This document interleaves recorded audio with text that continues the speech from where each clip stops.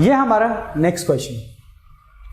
देखिए इस क्वेश्चन के अंदर सिचुएशन ये है कि एक रिंग है जिसका मास m है, it can slide over this horizontal rod, और इस रिंग के साथ कनेक्टेड है block with the help of a light string, और ये जो स्ट्रिंग है वो फिक्स पुली के ऊपर से जा रहा है। Now first part of the question says just find the relation between the velocity of ring and velocity of block.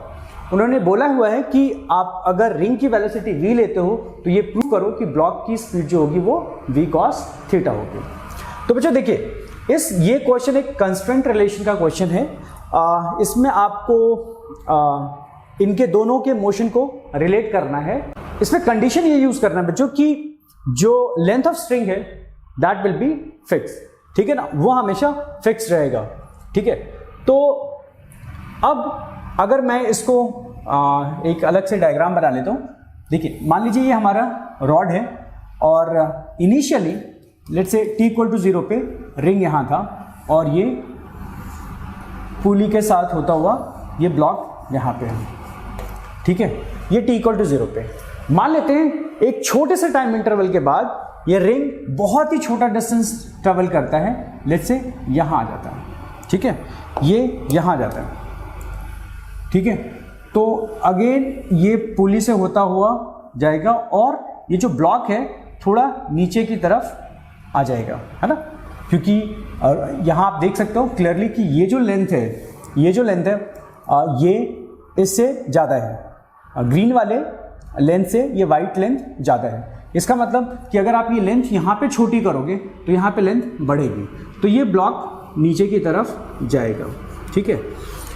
मान लीजिए कि ये जो सेपरेशन है, ये जो रिंग है इसने डिस्टेंस ट्रेवल किया है x, ये x डिस्टेंस ट्रेवल किया है, राइट। तो ये डिस्टेंस हम लोग x मान लेते हैं, ओके। यहाँ पे एक एजम्पशन लेना पड़ेगा बच्चों कि ये जो x है इतना छोटा है कि ये दोनों लाइन ऑलमोस्ट पैरेलल है, ठीक है। तो यहाँ पे जो एंगल होगा थीटा और ये जो एंगल होगा ये भी होगा थीटा, क्योंकि हम लोग यहाँ पे क्या कर रहे हैं, अगर आप बहुत छोटे से पार्ट को देखो तो ये पैरेलल की तरह लग रहे हैं, दोनों लाइंस पैरेलल लग रहे हैं, तो इसलिए ये कॉरस्पॉन्डिंग एंगल क्या होंगे, सेम होंगे। तो मतलब हमने ये एज्यूम कर लिया है कि t इक्वल टू 0 से लेकर t इक्वल टू dt तक इतने टाइम इंटरवल में हमारा एंगल चेंज नहीं हुआ। तो बच्चों अगर मान लीजिए ये पॉइंट हमारा है से A और ये है B, ठीक है। अब ये रिंग अपनी पोजीशन A से शिफ्ट हो गया A डैश पे, तो यहाँ पे क्लियर है कि length of AB is greater than length of A dash B, ठीक है। यहाँ पे इसकी लेंथ ज़्यादा है इससे। तो बच्चों अगर हम सेकेंड सिचुएशन की बात करें A डैश, लेकिन आप ये देखो कि जो लेंथ ऑफ द स्ट्रिंग है वो क्या है, वो तो सेम है, तो हम ये कह सकते हैं कि AB प्लस मान लीजिए पॉइंट C है और ये अब C डैश हो गया, ठीक है। पहले ब्लॉक C पॉइंट पे था, अब ब्लॉक C डैश में आ गया है, तो AB plus BC is same as A dash B plus BC dash, ठीक है। तो ये जो BC डैश है वो ये लेंथ है। अब थोड़ी देर के लिए मान लेते हैं बच्चों कि ये जो C से लेकर C डैश का डिस्टेंस है वो y है, ठीक है, और हमने A से लेकर A डैश का डिस्टेंस x लिया है। तो मैं ठीक है, अब बच्चों AB प्लस BC एक्चुअली क्या है, ये लेंथ ऑफ स्ट्रिंग है। क्या है ये, लेंथ ऑफ स्ट्रिंग, ठीक है, और ये भी क्या है, उसी स्ट्रिंग का लेंथ है, तो it is also length of the same string, length of the same string, right. तो ये क्या होना चाहिए, कांस्टेंट होना चाहिए, ठीक है, इट मस्ट बी कांस्टेंट। इसीलिए जब ये A डैश पे गया तो जो भी लेंथ रिड्यूस हुआ है वो लेंथ यहाँ अपेयर हो रही है उसको डिसेंड करने में, ब्लॉक को नीचे ले जाने में, ठीक है बच्चों। अब ये जो डिफरेंस है इन दोनों के लेंथ का, A B and A dash B का जो डिफरेंस है वो कैसे निकालेंगे, ठीक है। तो इसके लिए क्या करेंगे बच्चों, जब भी ऑलमोस्ट पैरेलल लाइंस होती है ना, तो पैरेलल लाइंस के बीच का सेपरेशन निकालने का एक तरीका ये होता है कि आप जो छोटी वाली लाइन है ना, उससे आप बड़ी वाली लाइन पे एक परपेंडिकुलर ड्रॉ कर दो। क्या करो, एक परपेंडिकुलर ड्रॉ कर दो। तो यहाँ से मैं इस पे एक परपेंडिकुलर ड्रॉ करता हूँ, ये थीटा मैं अभी यहाँ से हटा देता हूँ। तो हमने एक परपेंडिकुलर ड्रॉ कर दिया, राइट। तो अब जरा ध्यान से देखोगे तो मान लीजिए ये पॉइंट हमारा है लेट्स से डी, ठीक है। तो अब हम लोग ये कह सकते हैं इसके अंदर कि A dash, now A dash B is equal to D B, ठीक है। तो बच्चों एक बात बताओ, यहाँ पे जो डिफरेंस है वो क्या है, जो दोनों स्ट्रिंग के बीच का जो डिफरेंस आया है वो क्या है, ए डी। तो डिफरेंस है वो ए डी। अच्छा, ये जो ए डी लेंथ है वो कहाँ अपेयर हो रहा है बच्चों, यहाँ पे। टेक्निकली ये जो ए डी डिस्टेंस है वो क्या है, वाई। ये जो हमारा ए डी डिस्टेंस है ये क्या है, वाई। तो this distance is basically Y. अब हमारे पास ये हो गया कि y is the displacement of block and x is the displacement of ring. अब इन दोनों के बीच में अगर मैं डिस्प्लेसमेंट के बीच का रिलेशन फाइंड कर पाऊं तो उन दोनों की वेलोसिटी के बीच का भी रिलेशन आ जाएगा, ठीक है। तो अब जरा इस ट्रायंगल में देखिए बच्चों, ये हमारा जो एंगल है वो क्या है, ये एंगल हमारा है थीटा, ठीक है। ये जो एंगल है दिस एंगल इज थीटा और ये है 90 डिग्री। हमने यहाँ से इस लाइन पे परपेंडिकुलर ड्रॉ किया था, ए डैश डी। अब इस राइट एंगल ट्रायंगल के अंदर, अब मैं इस राइट एंगल ट्रायंगल को यहाँ पे ड्रॉ कर देता हूँ, ठीक है। तो ये है और यहाँ से हमने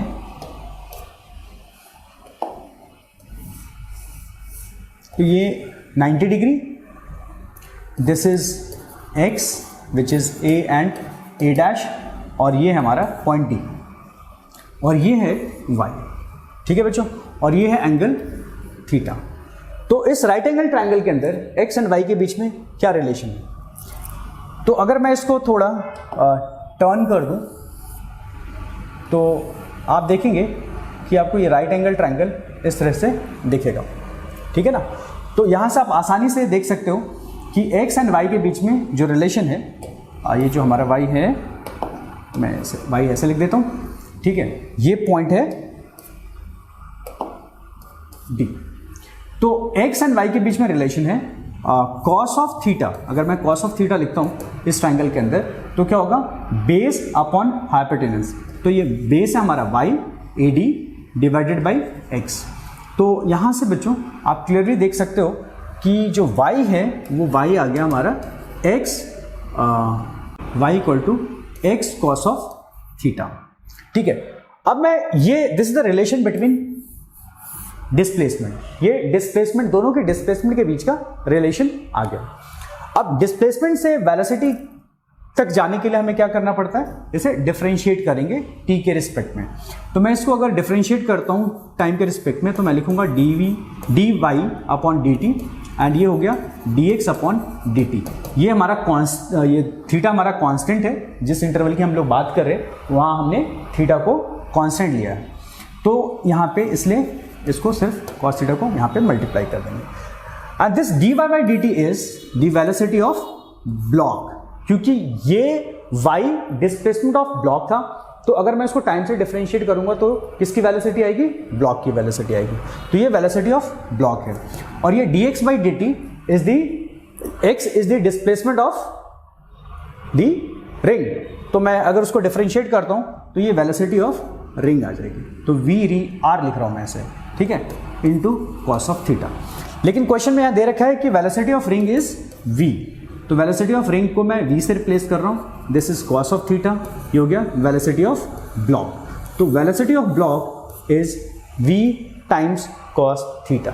जैसा कि इन्होंने कहा था क्वेश्चन में कि prove that velocity of block is cos theta times velocity of ring, वो हमने यहाँ पे प्रूव कर लिया। बच्चों अब इसका जो नेक्स्ट पार्ट है हमें ये कैलकुलेट करना है acceleration of the ring when system is release from rest at some point of time, और जब इसको आप रिलीज कर दोगे तो ये रिंग है वो ऐसे जा रहा होगा, और एक टाइम आएगा जब थीटा का एंगल, जो थीटा की जो वैल्यू है दैट विल बी 30 डिग्री। तो जिस मोमेंट पे 30 डिग्री की वैल्यू हो जाएगी उस एंगल की, उस पॉइंट पे इस रिंग का एक्सेलरेशन निकालना है। तो बच्चों किसी भी इंस्टेंट पे मान लेते हैं कि यही पोजीशन है और ये इन्होंने एंगल बनाया हुआ है इसके साथ। तो अब इसका हमें क्या करना पड़ेगा बच्चों, एबीडी ड्रॉ करना पड़ेगा। तो सबसे पहले मैं रिंग का एबीडी ड्रॉ कर लेता हूँ। तो ये हमारा सपोज रिंग है, तो रिंग के ऊपर ये क्या होगा, टेंशन, ये हमारा टेंशन फोर्स है, ठीक है। और एक नॉर्मल रिएक्शन भी होगा ऊपर की तरफ, है ना, क्योंकि ये जो रिंग है इसके ऊपर इसके ऊपर प्रेशर डालेगा रॉड के ऊपर, तो रॉड इसको ऊपर की तरफ पुश करेगा, तो ये नॉर्मल रिएक्शन होगा, ठीक है। और इसका एक डाउनवर्ड डायरेक्शन में ग्रेविटेशन पुल भी होगा, ठीक है। लेकिन इसका मोशन है वो है इस डायरेक्शन में बच्चों, ऐसे अलोंग दी एक्स एक्सिस। तो हमने एक एक्सिस ये चूज कर लिया और एक एक्सिस ये चूज कर लिया। तो बच्चों यहाँ पे नॉर्मल रिएक्शन और mg अलोंग दी एक्सिस है, बट हमारी जो टेंशन है वो एक्सिस के अलोंग नहीं है। तो हम लोग क्या करेंगे बच्चों, हमें इसे पहले कंपोनेंट में ब्रेक करना होगा। तो ये हमारा क्या है, थीटा। किसी भी मोमेंट की बात करूं जब इसने एंगल थीटा बनाया हुआ है रॉड के साथ इस स्ट्रिंग ने, तो टी का एक कंपोनेंट इस तरफ हो जाएगा, ठीक है। वो क्या होगा बच्चों, वो होगा टी ऑफ कॉस थीटा, और जो ये वाला कंपोनेंट होगा that will be T sine of theta, ठीक है। और अब इसे हम लोग क्या करेंगे, ऑमिट कर देंगे, ठीक है। इसको आपको यहाँ से रिमूव करना पड़ेगा। तो मैं इसे यहाँ से हटाई देता हूँ, ठीक है। तो इस तरह से ये इसका एबीडी आ गया। अब अगर मैं इसको along X axis Newton second law लिखूं, तो नेट फोर्स क्या होगा बच्चों इस पे, along the X axis there is only one force T cos theta which is acting on this ring. So along X axis net force जो होगा वो क्या होगा, एक तो ये टी कॉस थीटा के इक्वल होगा, और हमें पता है नेट फोर्स इक्वल टू क्या होता है, मास इनटू एक्सेलरेशन, ठीक है। तो T cos theta equal to mass into acceleration, और हमें एक्सेलरेशन फाइंड करना है when theta is 30 degree. But यहाँ से पे बच्चों दो वेरिएबल हमारे पास, एक एक्सेलरेशन और एक टेंशन। तो यहाँ से काम नहीं बनेगा, हमें एक और इक्वेशन ढूंढनी पड़ेगी। और आपको पता है इक्वेशन कहाँ से मिलते हैं बच्चों, एबीडी से। अगर हम एक और एबीडी ड्रॉ करें किसी, और जैसे मैंने ये ब्लॉक का ले लेता हूँ, अगर मैं इस ब्लॉक का एबीडी ड्रॉ करूँगा तो क्या होगा, तो अगर मैं एबीडी ऑफ ब्लॉक बनाऊं तो इस पे क्या होगा बच्चों, ये ऊपर टेंशन, नीचे 2 mg क्योंकि इसका 2 m मास है, और ये आ रहा होगा डाउनवर्ड डायरेक्शन में एक्सेलरेट हो रहा होगा। बच्चों अभी हमने एक चीज़ यहाँ पे, इसका जो एक्सेलरेशन होगा वो a नहीं होगा, अभी मैं a डैश मान लेता हूँ, और फिर देखते हैं कि a एंड a डैश में क्या रिलेशन है। तो बच्चों अभी हमने देखा कि वेलोसिटी के बीच में जो रिलेशन है वो क्या है, v of the block equals to v of the ring into cos of theta. तो अगर मैं इसको अगेन डिफरेंशिएट करूं तो will get acceleration of dv by dt, तो एक्सेलरेशन आ जाता है, तो acceleration of block equals to dv by dt acceleration of ring into cos of theta. ये इंस्टेंटेनियस एक्सेलरेशन का रिलेशन है। तो यहाँ पे इंस्टेंट क्या बताएगा, हर इंस्टेंट पे एंगल अलग होगा, तो जब थीटा एक पर्टिकुलर वैल्यू होगी, कोई भी एक पर्टिकुलर वैल्यू लेंगे तो उनमें हमेशा रिलेशन यही रहेगा। तो एक्सेलरेशन ऑफ ब्लॉक को मैंने क्या लिया बच्चों, इस एफबीडी के अंदर हमने a डैश लिया है, तो मैं यहाँ लिख सकता हूँ कि a dash equal to acceleration of ring क्या लिया बच्चों, a, तो यहाँ पे a times cos of theta. तो acceleration of block will be a times cos theta, यानी कि रिंग के एक्सेलरेशन को कॉस थीटा से मल्टीप्लाई करने के बाद एक्सेलरेशन ऑफ ब्लॉक मिलेगा। तो this is acceleration of block a dash, जिसको मैं रिप्लेस कर रहा हूँ a times cos of theta से, ठीक है। अब बच्चों मैं यहाँ पे इक्वेशन लिखता हूँ। देखिए t अपवर्ड डायरेक्शन में है तो हमने t लिख दिया पॉजिटिव, और ये डाउनवर्ड डायरेक्शन में है -2 mg equal to mass into acceleration. तो इसका मास क्या है 2m and acceleration is in downward direction और इसकी वैल्यू है a cos ऑफ थीटा। देखो बच्चों यहाँ पे हमें एक्सेलरेशन मिल सकता था रिंग का, बट यहाँ पे हमें टेंशन की रिक्वायरमेंट है, तो यहाँ से मैं टेंशन निकाल लेता हूँ। तो यहाँ से T इक्वल टू क्या आ गया 2 mg, इस तरफ आकर पॉजिटिव हो गया and -2ma cos of theta. तो T की value in terms of acceleration and theta यहाँ पे आ गया है। तो this is our equation number 2। अब मैं इस इक्वेशन की वैल्यू T की वैल्यू इस इक्वेशन में यहाँ पे रख दूंगा, तो हमें क्या मिलेगा, विल गेट T की जगह रख दिया twice of mg -2ma cos of theta whole multiply with cos of theta equal to m into a, right.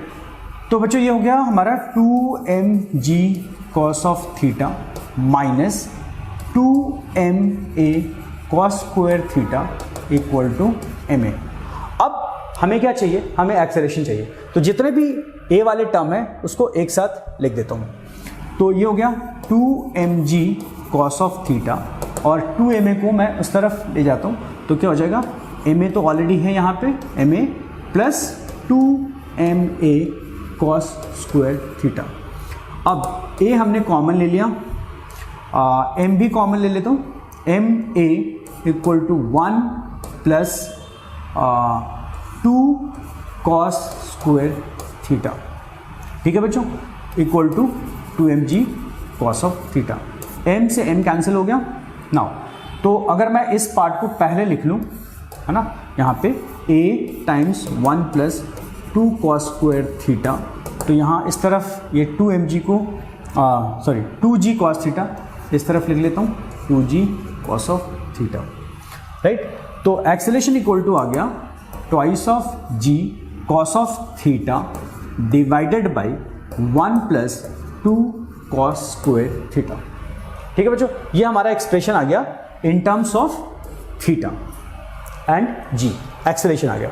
But question में बोला हुआ है कि थीटा जब 30 डिग्री हो तब आपको बताना है कि इसका एक्सेलरेशन क्या होगा। तो cos थीटा 30 डिग्री, अगर मैं थीटा की वैल्यू 30 डिग्री रखता हूँ तो cos 30 degree will be √3/2 divided by 1 plus 2 times cos square theta यानी 3/4, ठीक है जी। तो 2 जा ये हो गया। अब ये है 2 से ये 2 कैंसिल हो गया, तो √3 टाइम्स g डिवाइडेड बाई नीचे क्या गया बच्चा 1 प्लस 3/2, तो 1 प्लस 3/2 इज 1.5, तो मैं इसको लिख सकता हूँ √3g डिवाइडेड बाई 2.5 और यू कैन राइट √3। अब g को मैं अगर 10 ले लेता हूँ तो क्या होगा 10 और ये 2.5, तो ये 4 टाइम्स चला जाएगा, है ना। तो हमारा जो एक्सेलरेशन आ गया बच्चों वो आ गया 4 times √3 metre per second square, ठीक है। ये इसका एक्सेलरेशन आ गया। सो गाइस ये हमारा नेक्स्ट क्वेश्चन। इस सिचुएशन के अंदर देयर इज अ पर्सन, वो रोप के थ्रू ऊपर क्लाइंब करना चाहता है और ये जो रोप है ये ट्री के ब्रांच से होता हुआ एक क्लैंप से कनेक्टेड है और क्लैंप के ऊपर अगर 360 न्यूटन का फोर्स अपवर्ड डायरेक्शन में लगाया जाए तो ये क्लैंप बाहर आ जाएगा, यानी कि तब ये सेफ नहीं रहेगा और इंसान नीचे गिर जाएगा। लेकिन इसे ऊपर क्लाइंब करना है बट सेफली करना है, तो you have to make sure कि इसके अंदर वर्टिकल डायरेक्शन में, क्लैंप के ऊपर वर्टिकल डायरेक्शन में फोर्स 360 न्यूटन से एक्सीड नहीं करना चाहिए, राइट। तो और इस सेफ लिमिट के साथ इंसान कितने एक्सेलरेशन के साथ ये ऊपर क्लाइंब कर सकता है, दिस इज द क्वेश्चन, ये हमारा क्वेश्चन है। ओके, तो अगर मैं सबसे पहले क्लैंप का एबीडी बनाऊं तो इसमें क्या है बच्चों कि ये 360 न्यूटन का जो ये लिमिट है इसको कैसे यूज़ करेंगे। देखिए सबसे पहले तो ये इसमें टेंशन इस डायरेक्शन में है ना, टेंशन फोर्स, और टेंशन के दो कंपोनेंट होंगे, एक वर्टिकल और एक हॉरिजॉन्टल। तो जिसके साथ थीटा है वो हमारा ये टी है, इसकी वैल्यू मान लेते हैं, तो ये हो जाएगा T of cos of theta which is 30 degree. तो टी कॉस 30 डिग्री की वैल्यू √3/2। और जो हमारा दूसरा कंपोनेंट होगा जो वर्टिकल डायरेक्शन में होगा, ये होगा टी साइन 30 डिग्री। तो टी साइन 30 डिग्री, राइट। तो ये कंपोनेंट ही लिमिट डिसाइड करेगा, सेफ लिमिट है ना, कि कितनी टेंशन होनी चाहिए सो दैट कि ये क्लैंप बाहर ना आए। लेकिन क्वेश्चन में अच्छा, अब बच्चों ये सबसे पहले तो रिजॉल्व करने के साथ ही ये काम बिल्कुल करना ना भूलें, इसको ओमिट करना है, या आप ऐसे रजिस्टर पे कर रहे हो तो आप इसे कट कर दो। तो देखिए क्लैंप के ऊपर ये टी साइन 30 डिग्री की value should not exceed 360, right. तो मैं ऐसे लिख सकता हूँ कि इसकी जो मैक्सिमम वैल्यू जो पॉसिबल है टेंशन की, वो इतनी होनी चाहिए कि ये टी साइन 30 डिग्री 360 न्यूटन से एक्सीड नहीं करनी चाहिए, मैक्सिमम जब वो 360 के इक्वल हो जाए। तो साइन 30 डिग्री की वैल्यू अगर मैंने हाफ लिख दिया तो 360, सो टेंशन बी 720 न्यूटन्स। यानी कि अगर रोप के अंदर टेंशन 720 न्यूटन है तो इंसान बिना किसी प्रॉब्लम के वो क्लाइंब कर सकता है। तो हमने टेंशन निकाल लिया, सेफ लिमिट है ना, टेंशन की सेफ लिमिट। अब इस पर्सन की एबीडी बनाते हैं, ठीक है। तो इसके ऊपर टेंशन अपवर्ड डायरेक्शन में, ठीक है, और टेंशन की वैल्यू हमें पता है 720 है ना, 720 न्यूटन, और इसका जो वेट होगा वो 60 टाइम्स जी, दैट इज 10, यहाँ पे 10 लेना है हमें, इतना न्यूटन नीचे की तरफ, और ये अल्टीमेटली ये ऊपर की तरफ एक्सेलरेट कर रहा है।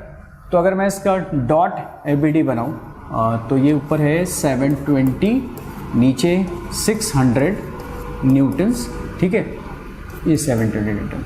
अब इसको देखें तो ये एक्सेलरेट होगा ऊपर की तरफ with some acceleration, let's say ए। तो अब इसे कैसे लिखें, न्यूटन सेकेंड लॉ अगर मैं वर्टिकल डायरेक्शन में लगाऊंगा तो 720 is the positive force and 600 negative direction में है, तो -600 equal to mass is 60 kg, right. तो 60 kg into acceleration is the net force, तो 60 टाइम्स ए, ठीक है बच्चों। तो ये हमारा आ गया 720 - 600 120 newtons and this is 60 kg into acceleration.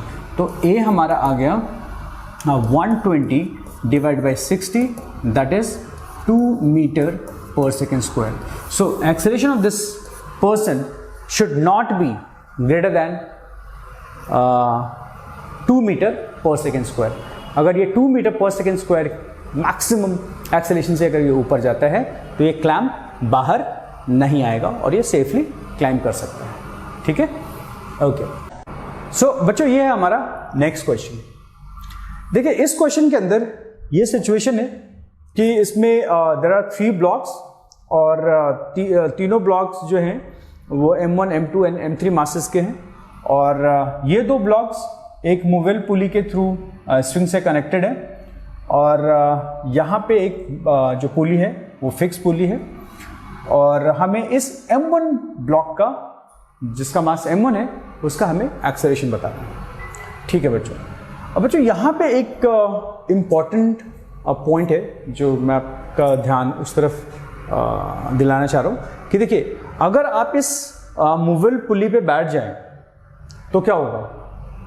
अगर कोई ऑब्जर्वर ग्राउंड से देखेगा तो अगर आप इसको इग्नोर करो अगर थोड़ी देर के लिए इन ब्लॉक्स को, तो ये ब्लॉक आगे की तरफ एक्सेलरेट होगा, है ना, आगे की तरफ मूव करेगा, तो ये मूवेबल पुली भी नीचे की तरफ जाएगी। इसका मतलब ये होगा कि इस पुली का कोई ना कोई एक्सेलरेशन होगा with respect to this table, यानी कि विद रिस्पेक्ट टू ग्राउंड, यानी कि ग्राउंड के रिस्पेक्ट में पुली हैज सम एक्सेलरेशन, ठीक है, okay.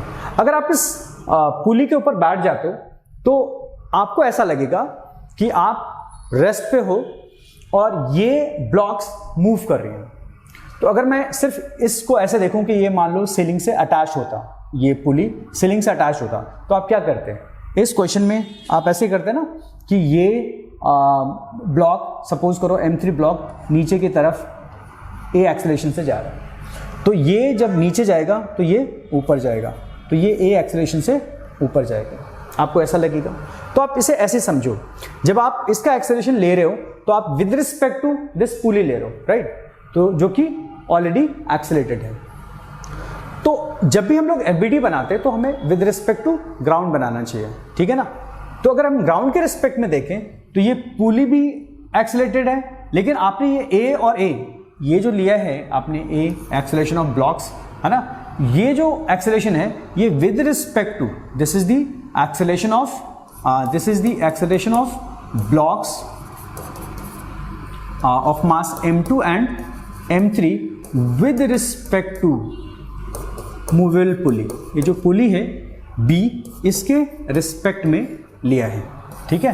This is the acceleration with respect to this movable pulley, और pulley has already some acceleration. तो मान लेते हैं कि इस ब्लॉक का acceleration with respect to ground A dash है, ठीक है? तो ऑब्वियसली जब इसका A होगा तो ये पुली भी क्या होगा, A डैश में एक्सेलरेट करेगा, ठीक है?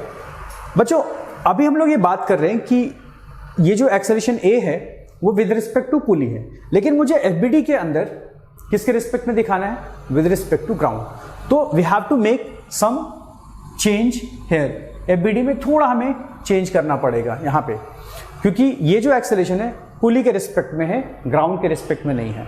तो हमें इसके अंदर का जो एक्सेलरेशन है इन ब्लॉक्स का वो विद रिस्पेक्ट टू ग्राउंड लिखना होगा। और उसके लिए क्या करें, उसके लिए हमें रिलेटिव वेलोसिटी का कॉन्सेप्ट लगाना पड़ेगा।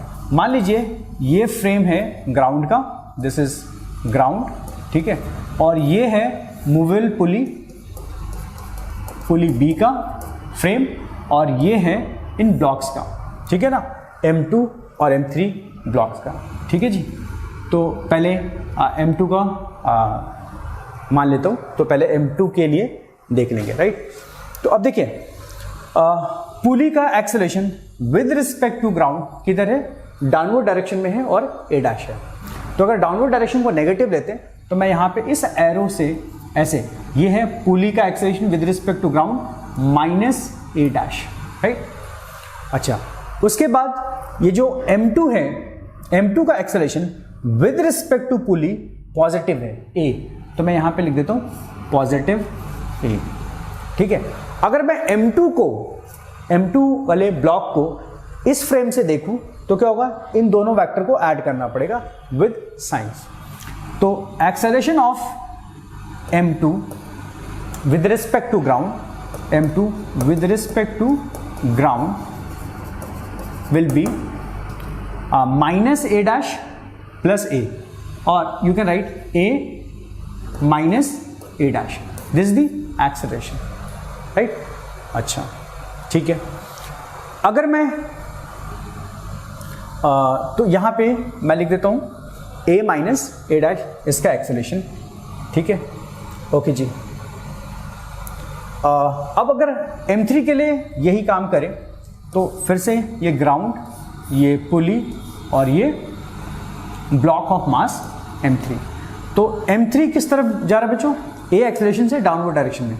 तो this time this is minus A, ये हमारा माइनस A होगा। This is the acceleration of block M3 जिसका मास M3 है विद रिस्पेक्ट टू पुली, ये पुली B है और ये हमारा ग्राउंड है। अच्छा, पुली का तो वही है, पुली इज गोइंग डाउनवर्ड, तो इसका भी क्या होगा, नेगेटिव लिखेंगे, तो माइनस A डैश, ठीक है ना?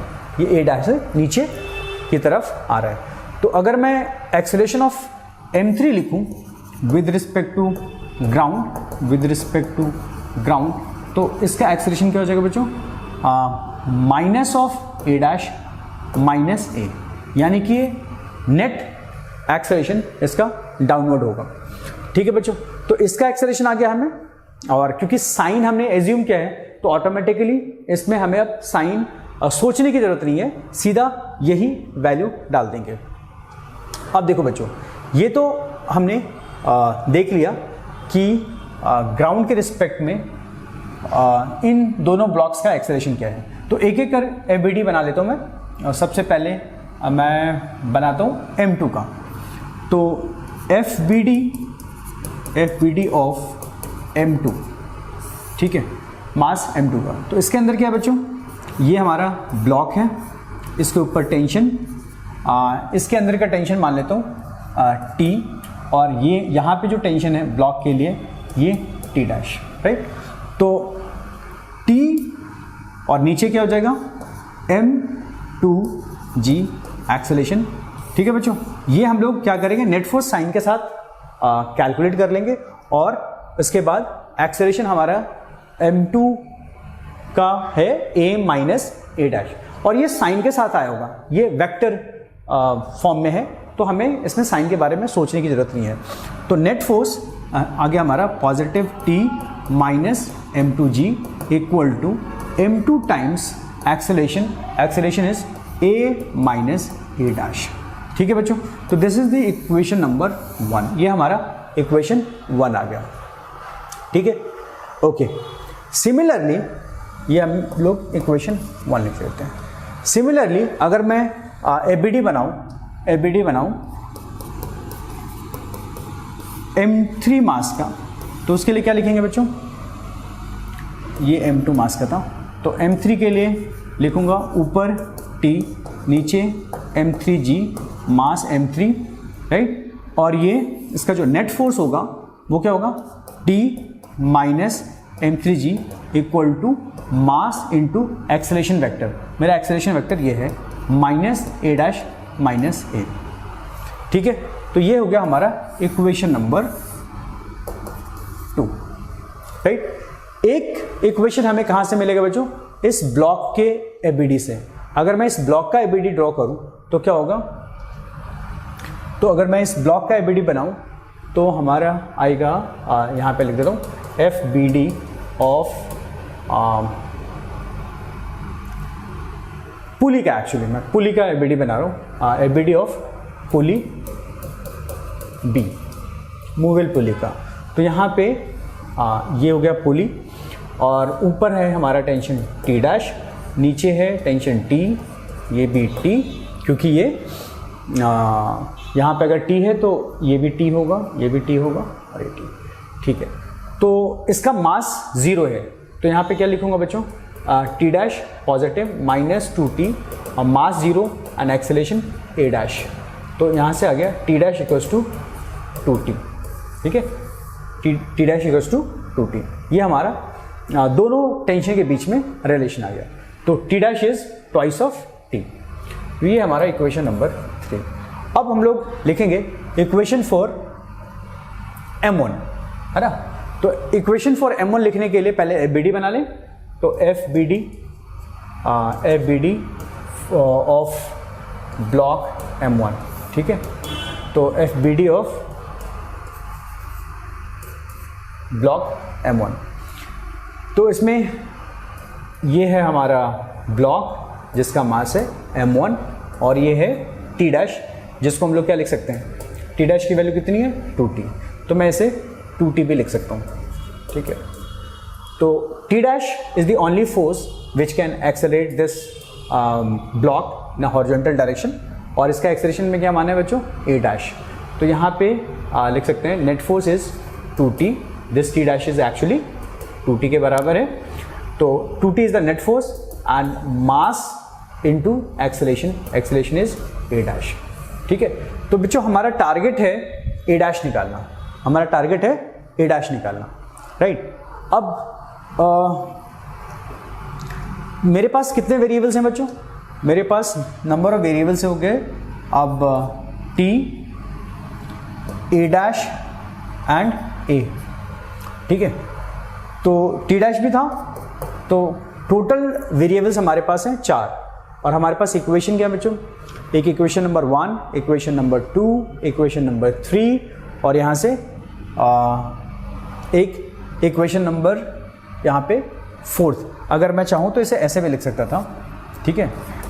T dash equals to M1 times A dash. तो ये हमारा इक्वेशन नंबर 4 हो गया। तो इन 4 इक्वेशंस की हेल्प से 4 अननोन हम लोग फाइंड कर सकते हैं। ठीक है बच्चों, अब थोड़ा आपको पेशेंस रखना पड़ेगा क्योंकि हमें 4 इक्वेशंस के साथ डील करना है। तो सबसे पहले तो क्या करते हैं, इस टी डैश को रिप्लेस करते हैं किससे, 2t के साथ, ठीक है ना।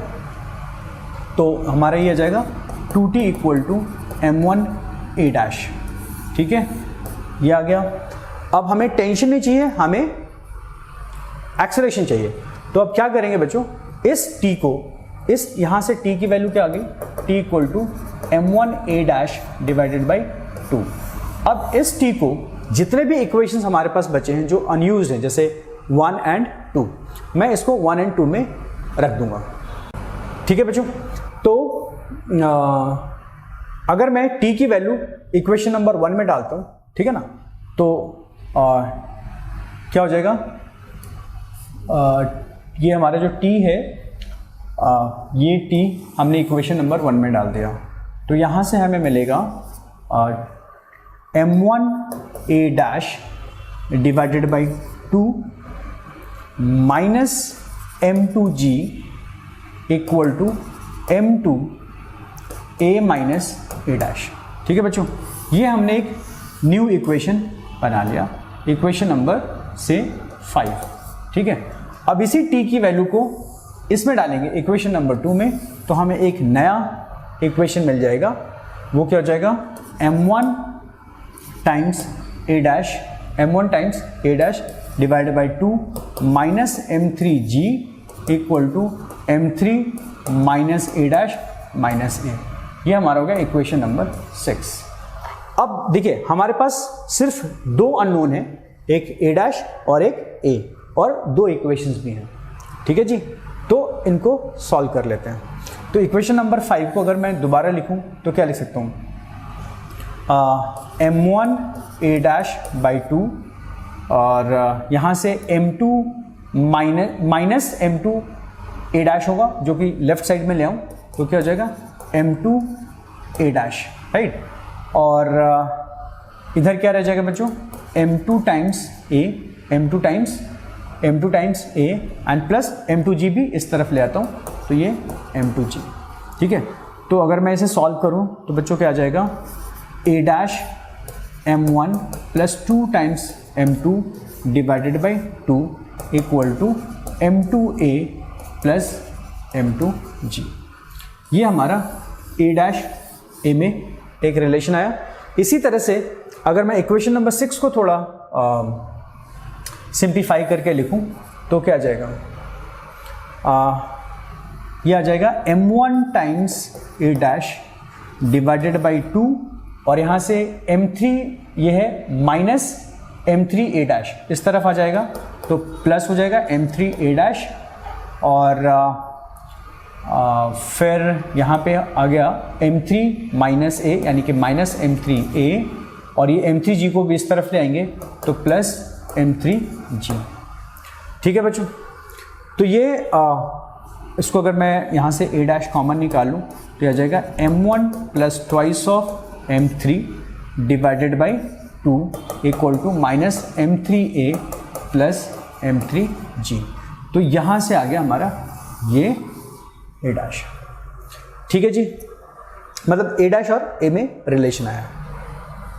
ओके बच्चों, अब हमें क्या करना है, हमें a डैश की वैल्यू निकालनी है, तो हमें a को सब्स्टिट्यूट करने की ज़रूरत है।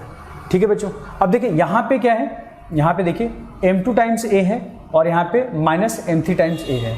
अगर मैं इस इक्वेशन में m3 मल्टीप्लाई कर दूँ और इस इक्वेशन में m2 मल्टीप्लाई कर दूँ तो ये पार्ट कॉमन बन जाएगा और फिर हम इसे ऐड कर देंगे तो ये ओमिट हो जाएगा। तो यही करते हैं। ठीक है, अब मैं इस इक्वेशन में दोनों तरफ मल्टीप्लाई करूँगा m3 से और इस इक्वेशन में दोनों तरफ मल्टीप्लाई करूँगा m2 से। ठीक है, तो हमारा ये पार्ट आ जाएगा बच्चों, this part will be like m3 times a dash into m1 plus 2m2 divided by 2, right. और इस तरफ आ जाएगा, इस तरफ आ जाएगा m2 into m3a plus m2 m3g, ठीक है। और ये जो इक्वेशन है इसमें अगर m2 मल्टीप्लाई करते हैं तो ये बन जाता है हमारा a डैश m2, ठीक है, इंटू m1 प्लस 2m3 divide by 2 equal to minus m2 into m3a plus m3 into m2g। अब बच्चों इन दोनों इक्वेशन को अगर आप ऐड करोगे, इन दो इक्वेशन को अगर आप ऐड करोगे, ठीक है, तो m2 m3a और माइनस ये है m2 m3a, अगर मैं इसको ऐड करूंगा तो this part and this part will be get cancelled, ठीक है ना। तो ये गया। अब हमारे पास क्या रह गया बच्चों, a डैश कॉमन और इनको मल्टीप्लाई करना है, तो ये हो गया m1 m3 plus 2m2 m3 divided by 2 plus this part, ये भी क्या है m1 m2 plus 2m2 m3 divided by 2, ठीक है बच्चों। ये इस तरफ a डैश के साथ वाला फैक्टर ऐड कर दिया और इधर क्या आ जाएगा बच्चों, ये आ जाएगा m2 m3g m2 m3g, यानी कि ट्वाइस ऑफ m2 m3g। तो अगर आप इसको देखो तो इसको और सिंप्लीफाई करो तो ये आ जाएगा हमारा m1 m3 और 2m2 m3 और यहाँ पे m2 m3, ठीक है। तो ये 4m2 m3 आ गया है ना, तो 4 टाइम्स m2 m3 और ये है m1 m3 m1 m2, तो plus m1 m2 plus m1 m3 whole divided by 2 equal to 2m2 m3g, right. तो एक्सेलेरेशन a डैश की वैल्यू आ गई twice of m2 m3g divided by, देखिए इस 2 को मैं यहाँ पे मल्टीप्लाई कर देता हूँ तो ये हो जाएगा 4, ये हो जाएगा 4 times m2 m3g divided by 4m2 m3 plus m1 m2 plus m1 m3। तो ये हमारा आ गया एक्सेलेरेशन ऑफ दी ब्लॉक, जो m1 मास का ब्लॉक है हमारा वो आ जाएगा ये, ठीक है। तो ये है बच्चों इसका सॉल्यूशन।